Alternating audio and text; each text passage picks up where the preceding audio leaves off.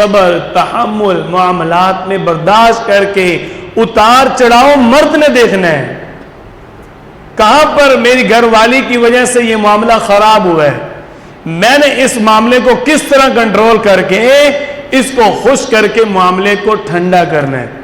ہماری گھر والی تھوڑا سا اونچا بولتی ہے, ہم اس سے بھی اونچا بولنا شروع کر دیتے ہیں, تو وہاں جھگڑا شروع ہو جاتا ہے.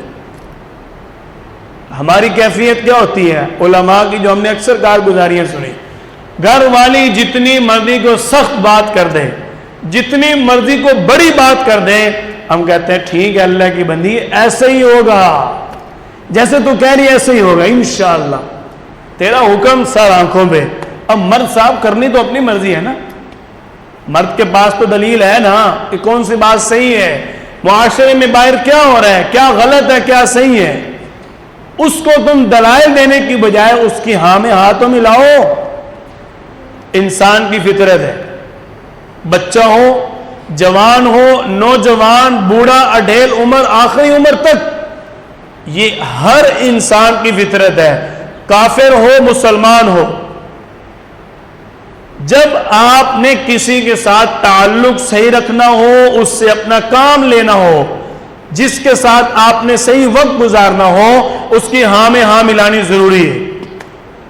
عورت ہو مرد ہو بچہ ہو بوڑھا ہو جوان ہو کوئی بھی ہو, مسلم ہو غیر مسلم ہو, یہ فطرت ہے انسان کی. جس کے ساتھ آپ نے وقت گزارنا ہے اس کے ساتھ آپ نے معاملات اچھے رکھنے ہیں. معاملات اچھے رکھنے کے لیے اصول ہے اس کی ہاں میں ہاں ملاؤ. آپ مرد ہو, آپ کے پاس دماغ 100% ہے, اس کے پاس 50% ہے, وہ کوئی بات کرتی ہیں جو انتہائی غلط بات ہے, وہ کوئی ایسی بات کرتی ہیں جس کی وجہ سے بچوں کا بھی نقصان ہے, خاوند کا بھی نقصان ہے, گھر کا بھی نقصان ہے, محلے میں بھی بیچتی ہے. آپ اس کو دلائل نہ دو, اس کو اچھا اللہ کی بندی کر لیتے ہو جائے گا ٹھیک ہے, ہاں میں ہاں ملاؤ, آپ صحیح کر کے دکھاؤ, اس کو پتہ چل جائے گا صحیح تو یہ تھا.